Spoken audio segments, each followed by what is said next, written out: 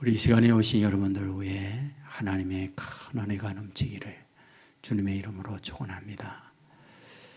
한계는 내 머릿속에만 있다. 이런 제목의 책이 있습니다. 제이 에브레햄이라고 하는 분이 썼습니다. 이분은 장애를 갖고 있습니다. 주의력 결핍증이라고 하는 병입니다. 학교 생활이 원만치 못했습니다. 그가 겨우 고등학교를 졸업하고 회사를 가려 했지만 오라는 곳도 없고 임시직에 겨우 취업을 하지만은 적응을 하지 못하고 회사 생활도 하지 못합니다. 가난합니다. 뒷받침할 만한 가정적 여건이 되지 못합니다. 그랬던 그가 사귀던 여성이 어느 날 덜컥 임신을 하게 됩니다. 그는 고민을 합니다. 가장으로 가정을 끌어가야 할 책임을 맡고 있는 자신에게 그럴 만한 능력이 없기 때문에 그러합니다. 고민했던 그는 헌 책방을 가게 됩니다. 그리고 그곳에서 한 책을 선택하여 읽게 되는데 그곳에 이런 문구가 있습니다. 누구에게나 한계는 없다. 한계가 있다고 생각하는 그것이 한계를 만들어낼 뿐이다. 누구에게나 한계는 없다. 한계가 있다고 생각하는 그것이 한계를 만들어낼 뿐이다. 그는 여기에서 도전을 받습니다. 그는 자신의 한계를 늘 생각하고 여기까지 왔습니다. 부자인 부모가 아니었던 자신, 장애를 갖고 사회에 적응이 어려워 한계 앞에 늘 부딪히는 자신, 이렇다 할 공부를 하지 못해서 누구에게나 인정받지 못하는 자신의 한계에 대하여 늘 마음 아파했던 그가 이 한계를 넘어서 보기로 결심합니다. 대단한 것이 아니었습니다. 8시에 일어났던 그가 7시 반에 일어나기 시작합니다. 그리고 할 수 있다고 생각하는 가장 작은 것 하나를 실행해 봅니다.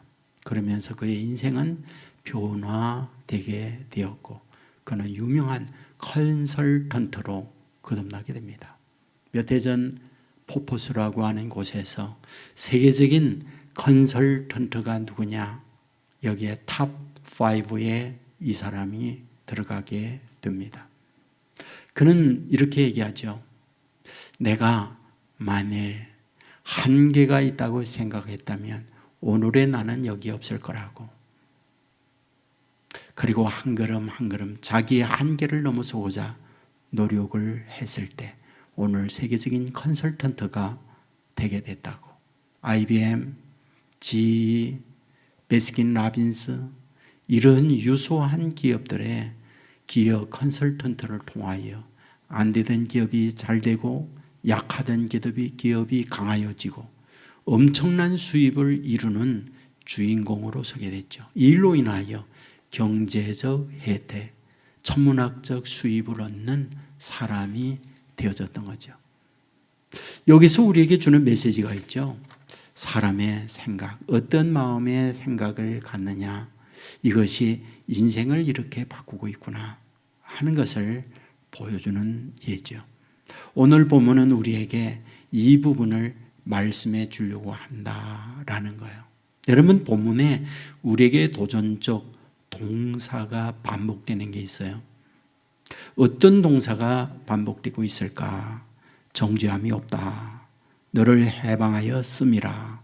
연약하여 할 수 없는 것을 하나님이 해주신다. 영을 따라 행하는 우리에게 이루어지게 하려 함이라. 이러한 나타나 있는 동사들을 보면 핵심이 무엇인가요? 절망에서 희망이죠. 어두움에서 광명이죠. 안 되는 것에서 되어지는 걸 이야기하고 있는 거잖아요. 어쩌면 저주에서 축복의 메시지를 주고 있는 것, 이것이 오늘 본문에 우리를 향한 말씀이다 라고 보는 거죠. 그러면 바울이 여기서 이 말씀을 하고 있을 때 어떤 배경에서 이 말씀을 하고 있을까요? 8장입니다. 7장을 배경하여 이 말씀을 하고 있죠. 그렇다면 7장은 어떠한 말씀의 기록입니까? 여러분에게 지난주 말씀을 드렸죠. 사람에게 한계가 있더라. 마음에 원함이 있더라. 자기의 수고적 노력의 결과를 기대하고 있더라. 그러나 문제는 그 기대대로 되어지지 않고 원하는 바가 이루어지지 않고 한계에 늘 부딪히고 있더라. 그 말씀을 하고 있죠.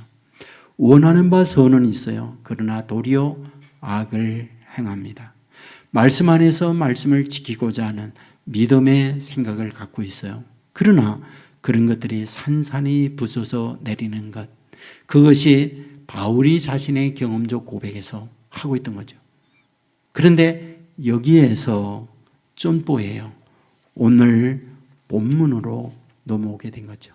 여기에서 전혀 뜻밖의 말씀을 합니다. 어둠에서 광명이에요.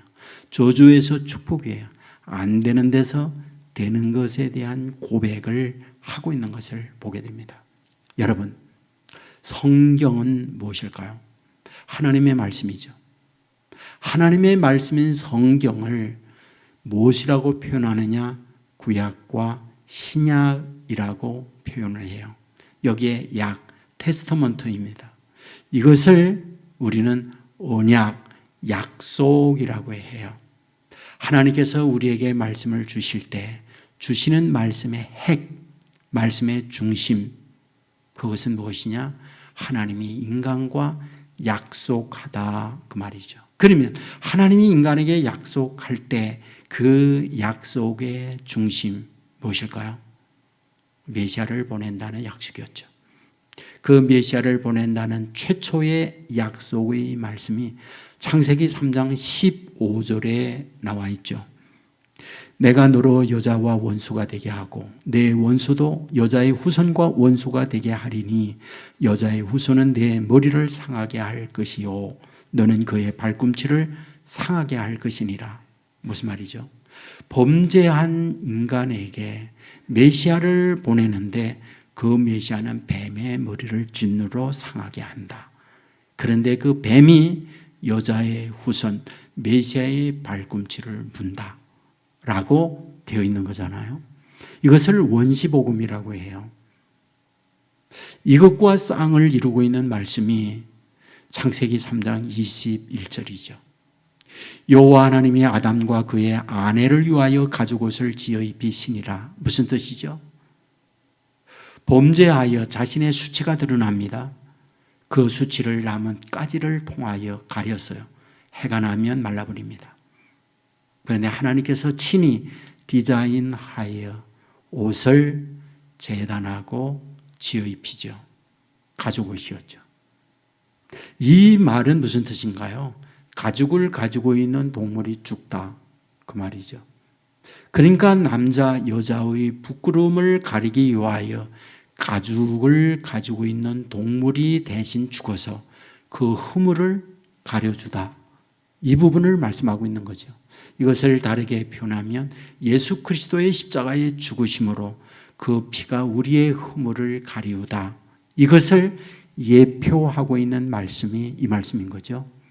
이것을 이사야는 좀 더 구체적으로 예언을 하잖아요. 이사야 53장 5절에 보면 그가 찔림은 우리의 허물 때문이요 그가 상함은 우리의 죄악 때문이라.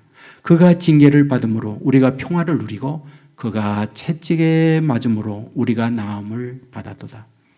예수님께서 채찍 맞고 예수님께서 찔리고 예수님께서 상하심으로 우리의 죄악, 우리의 병든 몸이 치유되고 나음을 입었다라고 말씀을 하죠. 곧 누가 그 일을 해주느냐? 메시아가 그 일을 해준다라고 약속하고 있는 것이 성경의 말씀이다, 그 말이죠. 여러분, 왜 이렇게 하나님은 우리에게 이런 약속을 하고 있습니까? 우리가 이 땅 위에 사는 날 동안 병이 있어요. 다툼과 갈등이 있어요. 분노와 절망과 좌절이 우리 안에 있습니다. 이것은 태어난 인간에게 누구나 다 상존해요. 생로병사는 누구도 죄되어야 하나요? 그런데 이런 가운데에 있는 인간을 건져냅니다. 해방시킵니다. 누가? 메시아가요. 그런데 사람들은 어떤 의식을 갖고 있습니까? 사람들은 위대한 지도자를 원해요. 그 위대한 지도자로 인하여 안녕과 편안한 인생을 살 수 있기 때문에 그렇습니다. 지도자 매우 중요해요. 그런데 이 지도자를 잘못 만나면 인생은 파멸이 되어지고 국가 자체가 흔들거리고 뿌리채 뽑혀나가는 경우들 많이 있잖아요.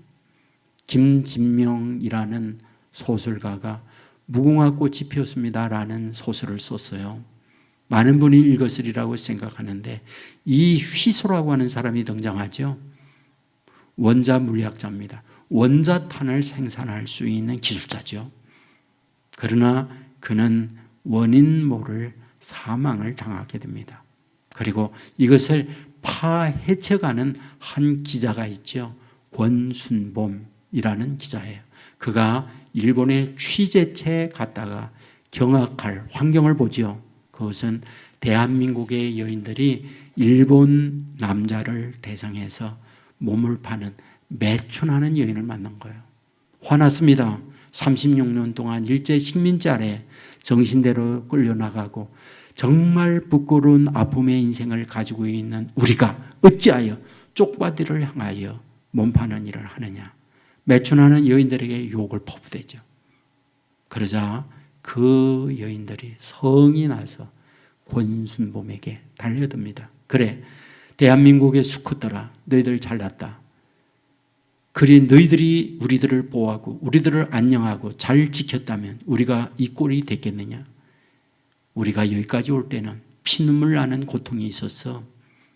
너희들이 웃을 때 우리는 울었고 너희들이 평안하다고 할 때 우리는 매질당하고 온갖 비참한 바닥의 고통을 겪으면서 여기에 있었어. 우리가 좋아서 이 짓 하는 줄 알아? 너희들이 우리 못 챙겼고 책임지지 못해서 여기까지 우리에게 이 꼴이 된 거야. 그리고 달려듭니다. 권순봄은 유구몬이었죠. 여기에서 우리에게 보여주는 메시지가 있잖아요. 어떤 지도자, 어떤 국가가 바르게 백성들을 위해서 돕지 못하면 백성들은 이러한 어려움, 눈물의 고통을 겪는 것, 그게 역사입니다. 여러분, 이 본문을 쏘고 있는 바울, 당시 어땠나요? 로마 식민지하에 있는 것이 유다 나라예요. 여러분, 그 전에 유다 나라가 패망이 되잖아요. 마지막 왕이 시드기야입니다. 바벨론에 의해서 망하게 되어질 때 어떤 일이 벌어집니까? 왕 앞에 자기의 아들들이 단두대에서 목이 잘라 죽는 비참한 정말 광경을 보게 되죠. 그리고 왕 자신은 두 눈이 뽑혀버리게 되죠. 그리고 사슬에 묶여서 바벨론으로 끌려가는 것이 힘없는 망하는 나라의 모습이었잖아요. 여러분, 그 이후에 해방을 얻고 그 이후에 나라의 회복을 가져오지만 또다시 로마 제국에 의해서 망하게 되어집니다. 나라 이렇습니다. 주권이 상실됩니다. 이러한 아픔과 고통에 있을 때 그들이 꿈에도 소원하는 게 뭐예요? 메시아인 거죠. 이런 고통 가운데서 구원할 메시아. 그런데 예수님이 이 땅에 온 거잖아요. 사람들은 그 메시아가 어떤 메시아? 정치적 메시아, 로마 압제에서 구원해낼 지도자로 믿고 있었던 거죠. 여러분, 이것이 당시 갖고 있는 그들의 생각이어서, 그런데 성경에서 말하려고 하는 하나님의 의도가 무엇입니까? 너희들이 이런 정치적 억압 속에서 구원 얻는 것이 중요하나 그보다 더 근원적 문제가 있다는 거죠. 땅 위에 살면서 다툼, 갈등, 질병, 수많은 일들, 생로, 병사의 어려움을 겪는 근원적 뿌리가 있다. 근원적 원인이 있다. 그게 죄다, 죄. 죄의 문제 해결하지 않으면 인간은 진정한 구원이 없다라는 것이 하나님께서 우리를 향하여 주시고자 하는 말씀이잖아요. 여러분, WHO 세계보건기구에서 대한민국의 풍토병을 발표한 게 있어요.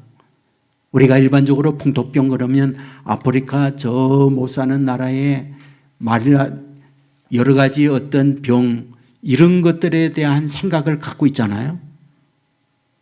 그런데 이렇게 안정된 한국에 풍토병이 있다니 도대체 무슨 말인가 이런 생각을 가질 수 있잖아요. 병명이요 간염이 한국의 풍토병이라고 세계보건기구에서 발표한 거예요. 단위 면적에 살고 있는 인구 단위당 가장 세계에서 간염 환자가 높은 곳이 대한민국이다 발표한 거예요. 그러면 왜 대한민국이 간염이 그렇게 많습니까? 많은 이유가 뭐예요? 그분들이 얘기하죠. 생활 습관 때문이라고요. 생활 습관 가운데 식습관이요. 함께 한 그릇에서 함께 식사를 해요. 그러다 보니 그 숲은 국그릇, 김치그릇 옮겨갈 때 간염의 바이러스가 그 음식에 가게 되어지고 그것을 또다시 가족들이 먹으면 간염이 전파되고 있더라는 거예요. 가족에서 수건을 함께 써요. 그 바이러스가 수건에 묻어 있는 걸 또 가족이 씁니다. 그 가족에게 간염이 전파된다. 그리하여 간염이 대한민국의 풍토병이 됐다라고 발표하는 거예요. 여러분, 우리는 그냥 음식을 먹지, 우리는 그냥 수건을 쓰고 있지. 무슨 말입니까? 거기에 보이지 아니하는 바이러스가 있다라는 건 우리는 몰라요. 그런데 보이지 아니하는 것들이 옮겨다니는 거예요. 죄 보이지 않습니다. 그러나 그 보이지 아니하는 죄의 바이러스는 영혼을 파멸하고 우리의 인생을 지옥으로 끌어간다. 그 말이죠. 그런데 바울은 이 부분에 대하여 우리에게 주고 싶은 것이 있어요. 여기에서 해방되어야 된다. 여기에서 벗어나야 된다는 부분을 우리에게 말씀해 주고 있는 거죠. 그런데 오늘 본문에서 우리들에게 말씀을 하고자 하는 게 있어요. 뭐냐? 사람이 자기의 노력, 수고로 안 되더라. 그래서 오라 공고한 사람이로다 이 사망의 몸에서 누가 우리를 건져내랴 탄식하고 있잖아요. 그런데 본문에 왔더니 사람이 육신이 약하여 하지 못하는 그것을 하나님이 해 주신다라고 말씀해요. 이것을 출애굽 사건이라고 얘기해요. 제1 출애굽 사건에서 우리에게 굉장히 중요한 말씀이 있죠. 홍해 사건이었죠. 여러분, 하나님께서 이스라엘 백성을 출애굽하게 합니다. 빠른 길로 가면 일주일에 젖과 꿀이 흐르는 약속의 땅에 갑니다. 그런데 하나님은 가는 그들의 길을 돌이켜서 다른 길로 인도합니다. 하나님이 돌이키는 길 어떤 길이에요? 안 되는데 되는 길, 어둠인데 밝은 길, 막힌 길인데 열린 길, 저주의 길인데 생명의 길로 인도함을 받아야 되잖아요. 그런데 하나님께서 그들의 가는 길을 돌이켜 갔던 그 길이 어떤 길이에요? 열렸는데 막힌 길로 끌고 갑니다. 잘 되고 있는데 안 되는 길로 끌고 갑니다. 광명한 미래가 보이고 있는데 어둠의 길로 인도하고 있는 거죠. 앞은 홍해가 막혀 있고 뒤에는 이집트의 기메다가 추격하면서 거기에서 완전히 섬멸 위기를 당하고 있잖아요. 성경은 뭐라고 기록해요? 매장지가 없어 우리를 이곳으로 끌어내어 우리를 죽게 하느냐, 하나님을 원망하고 달려두고 있는 말씀을 보게 되잖아요. 묻습니다. 왜 도대체 하나님 그러시는 거예요? 하나님의 택한 하나님의 자녀들을 이끌고 가면서 왜 이런 지경으로 이끌고 가고 있습니까? 핵심이 있죠. 사람이 불가능하고 길이 없을 때 하나님이 길 내는 걸 보여주기 위해서잖아요. 하나님이 내는 길 어떤 길이에요? 홍해를 갈라 길되게 함으로 말미암아 그들을 건너게 하고 있는 것. 이것이 우리에게 주고 있는 하나님의 메시지잖아요. 맞습니다. 성경을 보십시오. 성경에서 우리에게 주어주는 말씀. 사람에게는 길이 없어요. 그러나 너희는 가만히 있어 여호와께서 너희를 위하여 행하시는 구원을 보라고 말씀을 하고 있는 거예요. 여러분, 오늘 본문이 그 부분을 말씀하고 있는 거잖아요. 오늘 본문을 제2의 홍해 사건이라고 얘기합니다. 우리는 7장에서 바울의 탄식을 보았어요. 오라 나는 공고한 사람이로다. 이 사망의 몸에서 누가 나를 건져내랴? 그리고 8장으로 넘어와요. 그리고 하는 말, 그리스도 예수 안에 있는 자는 결코 정죄함이 없나니 율법이 육신으로 약하여 하지 못하는 것을 하나님은 하시나니. 무슨 말입니까? 여러분, 홍해 앞에 있을 때 절망하고 있는 그들을 향하여 하나님이 주시는 말씀 있죠? 너희는 가만히 있어서 너희를 위하여 행하시는 구원을 보라. 여호와께서 너희를 위하여 싸우시리니 너희는 가만히 있을지어다. 너희들이 할 수 있는 것 아무것도 없어. 그러나 하나님이 너희를 위하여 싸운다. 너희를 위하여 일하신다. 말씀을 하고 있잖아요. 너희의 육신이 약하여 못한다. 그러나 하나님은 하여 주신다. 바로 제2의 홍해 사건이 오늘 본문이라고 말씀을 하고 있는 거죠. 여러분, 그렇다면 여러분, 그것을 이루어내는 힘, 하나님이 하신다고 하는 이 말씀에 대하여 우리는 어떻게 해야 되느냐라는 거예요. 이 부분에 대하여 분명히 우리에게 말씀을 하고 있는 게 있어요. 하나님은 전능한 분이다라고 하는 사실을 우리가 믿어야 한다는 거예요. 성경이 우리들에게 말씀해 주고 있는 하나님의 생각을 보십시오. 하나님이 우리에게 보여주는 하나님의 모습을 보십시오. 어떤 하나님? 전능하신 하나님, 무수보좌하신 하나님. 하나님은 이런 분임을 우리에게 가르쳐 주려고 해요. 우리는 아브라함이 100세의 아들 낳고 있는 말씀을 잘 압니다. 75세에 하나님께서 그를 부르시면서 내가 너로 큰 민족을 이루게 할게. 하늘의 별처럼 바다의 모래알처럼 많게 해줄게 라고 해놓고는 100세가 되었을 때 아들 하나를 줍니다. 왜 그럴까요? 왜 그러시는 걸까요? 하나님이요. 약속했으면 76부터 계속 자녀를 줘야 되는 게 아닌가요? 그런데 100세가 되었을 아들 하나를 딱 줍니다. 성경은 뭐라고 기록합니까? 아브라함과 사라가 자녀를 낳을 수 있는 모든 기능이 끊어져서 죽은 몸과 같을 때에 아들을 주었단 말합니다. 그렇다면 이 말씀을 통하여 하나님께서 우리에게 뭘 보여줍니까? 인간은 안 되지만 하나님은 하신다는 걸 보여주는 거예요. 사람이 자녀를 낳을 수 있는 것은 가인 기간에 태어나는 거예요. 할아버지 할머니 요단강 건너가기 전에 자녀를 낳는다. 그 어디에도 존재하지 않아요. 그렇다면 이런 가운데 하나님께서 아들을 준다. 무슨 말이에요?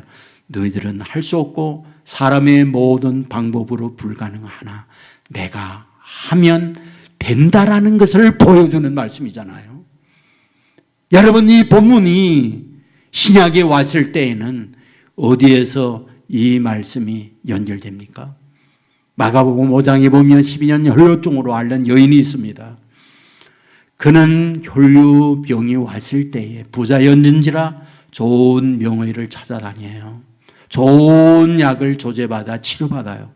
무려 12년 동안 낫지 않습니다. 병원도 중하여 가고 죽음의 위기에 놓여 있잖아요. 여러분, 예수님께서 그 마을에 갑니다. 이 여인이 예수님이 자기 마을에 왔다는 소문을 듣고 나갔을 때는 사람들이 구름대처럼 예수님을 에워싸고 있어요. 비집고 들어가서 예수님의 옷자락을 만질 때 혈류 근원이 끊어지고 치료받잖아요. 그러면 이 말씀을 통하여 무엇을 보여줍니까? 인간의 방법을 통하여 자기의 치료를 해보려고 했지만 불가능했던 거죠. 백약이 무효였던 거죠. 이제는 죽음의 날을 기다리고 있는 상황이었던 거죠. 그런데 예수님이 그곳에 왔다고 하는 이 말을 듣고는 예수님의 옷자락을 만질 때 질병이 치유됩니다. 무엇을 말합니까? 인간이 하지 못하는, 인간이 안 되는 것, 이것을 하나님이 해주신다는 걸 보여주는 말씀이잖아요. 여러분, 주님은 전능하세요. 물 위로 걷으시는 분이에요. 물이 포도주가 되게 하시는 분이에요. 오병이어의 기적을 행하시는 분이에요. 여러분, 하늘에서 만나를 내려주시고 반석에서 물을 내시고 또한 태양을 멈추시는 그런 전능하신 분이에요. 중요한 게 뭡니까? 이러한 하나님의 전능한 능력을 주의 자녀들에게 베풀기를 원하시는 분, 이분이 우리의 하나님이다. 믿으시기를 주의 이름으로 축원합니다. 문제가 무엇이냐고요? 누구에게 전능하신 하나님의 능력을 나타내 주느냐는 거예요. 누구에게요? 오늘 보면 1절, 2절에 두 번에 반복하는 게 있어요.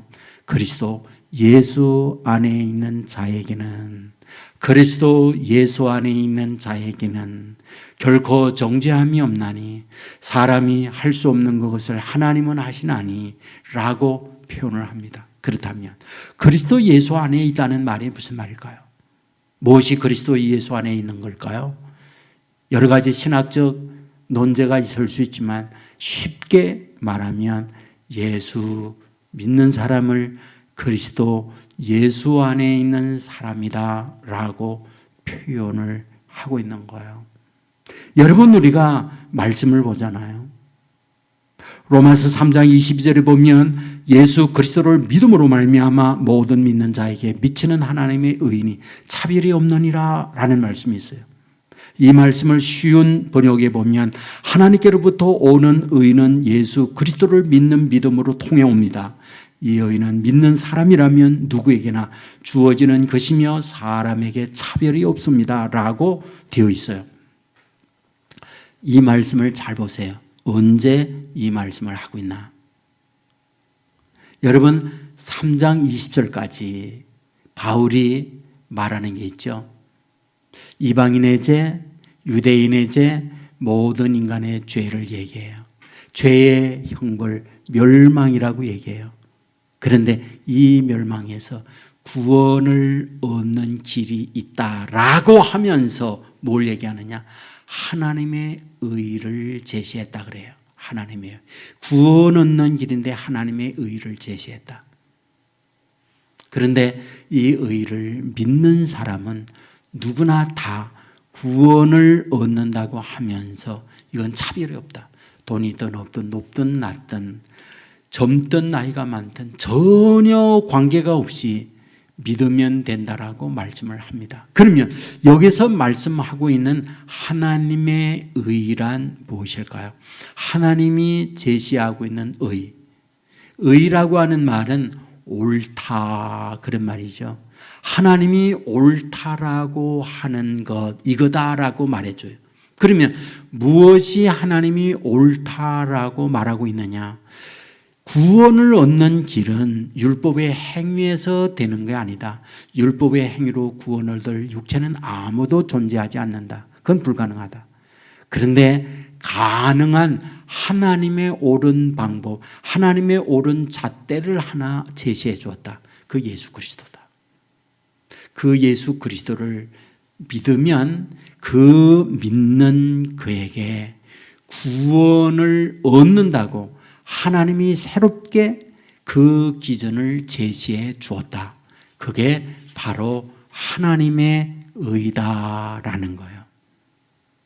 여러분, 다시 말씀드릴게요. 믿음이 무엇입니까? 뭘 믿음이라고 그래요? 하나님께서 이와 같이 말씀한 것을 내가 동의하는 거예요.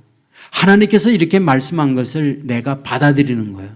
하나님께서 이렇게 말씀한 것을 그렇다라고 여기는 것, 그거를 믿음이라고 했어요.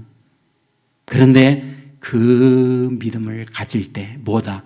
구원 얻는 축복을 주어진다. 안 되는 것, 노력으로 안 되는 걸 너희들에게 되도록 해 주었다라고 말씀하는 거예요.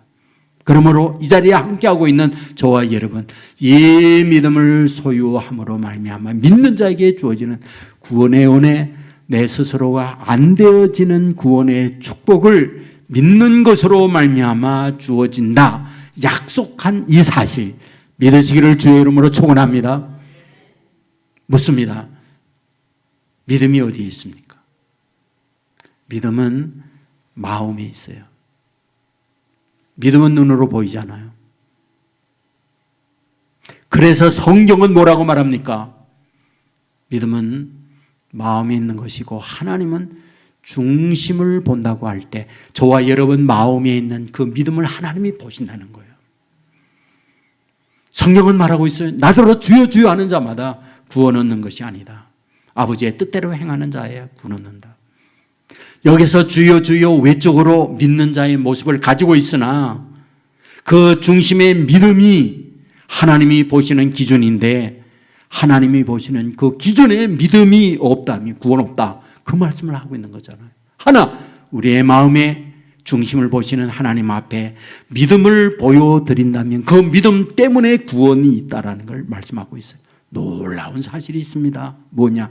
중심을 보시는 하나님께서 저와 여러분 안에 그 믿음이 있다고 할 때 그 믿음의 사람과 하나님은 동행하고 전능하신 하나님의 능력을 그 믿는 사람들에게 나타내 준다라는 것이 성경이 저와 여러분을 향하여 약속하는 말씀이라는 거예요. 우리에게 믿음으로 말미암아 구원 얻는 거로 끝나지 아니하고 믿는 저와 여러분에게 전능한 하나님이 함께하면서 전능한 능력을 행하도록 도와주시고 역사를 이루어낸다는 것이 우리를 향한 약속의 말씀이다. 믿으시기를 주의 이름으로 축원합니다. 여러분 룻기를 가만히 보세요. 룻기요. 룻이 누구입니까? 모압 여인이에요. 여러분 그 동네에 저 유다 나라에서 이민 온 가정이 있었죠. 누굽니까? 엘리멜렉이었죠. 그 집에 두 아들이 있었어요. 이민 와서 그 동네 처녀들을 며느리로 맞이하게 되죠. 한 여자가 오르바였고 한 여자가 룻이었습니다. 그런데 이 가정에 우환이 돌았죠. 그 가정의 가장 엘리멜렉이 세상 떠나고 두 아들이 세상을 떠나요. 그리고 시어머니와 두 며느리, 세 과부만 덜렁 남습니다. 시어머니 나오미가 두 며느리에게 말합니다. 친정으로 가라. 나도 내 친정으로 갈란다. 그러자 오르바가 자기 친정으로 가요. 그런데 룻은 가지 않습니다. 가지 않는 이유를 뭐라고 말합니까?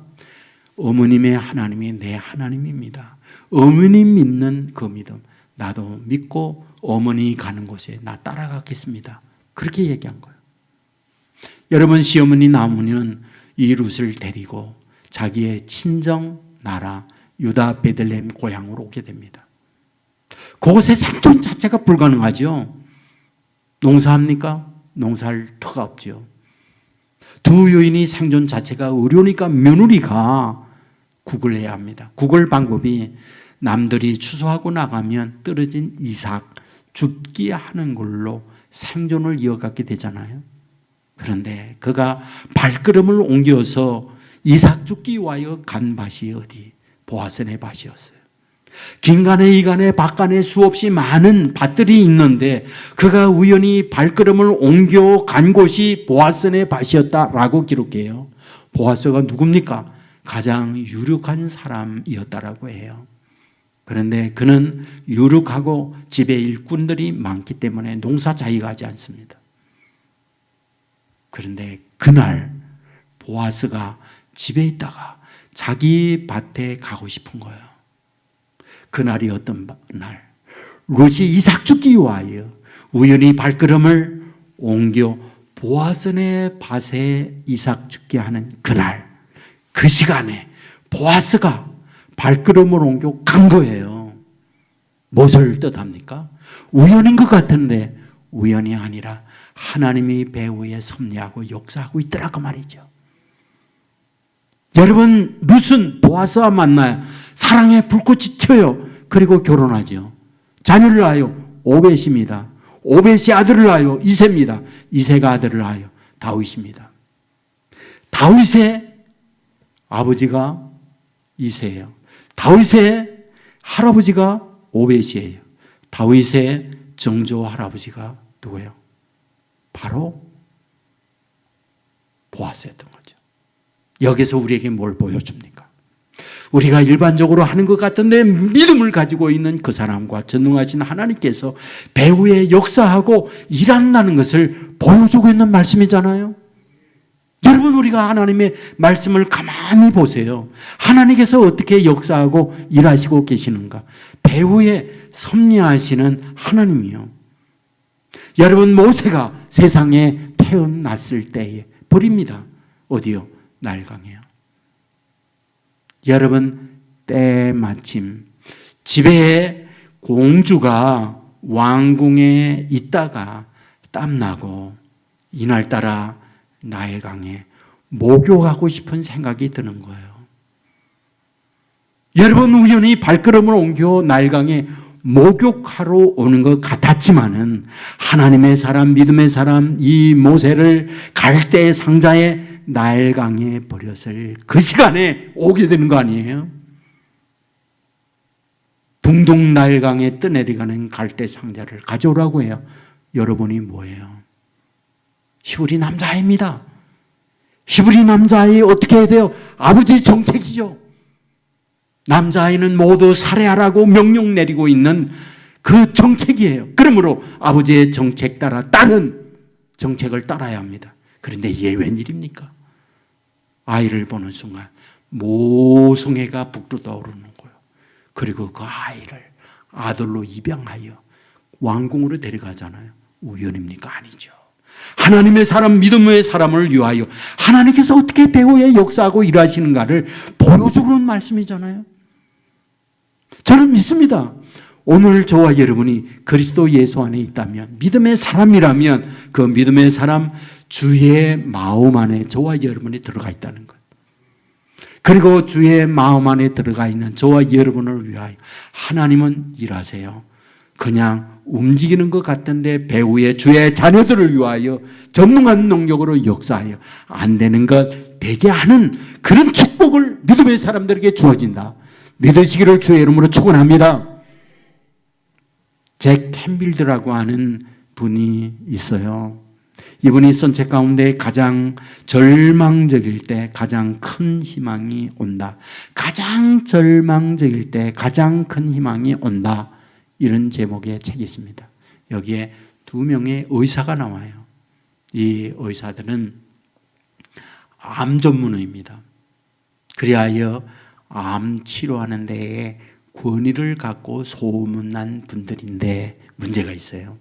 둘이가 친구하면서 똑같은 처방, 똑같은 치료의 방법으로 환자들을 치료하는데 결과합니다. 어떤 결과가 있느냐? 한 의사는 치료하면 10명 가운데 7명이 치료가 돼요. 3명만 죽어요. 근데 똑같은 처방을 하면서 한 의사는 10명 가운데 1명이 죽고 7명이 죽고 3명만 사는 거예요. 궁금하잖아요.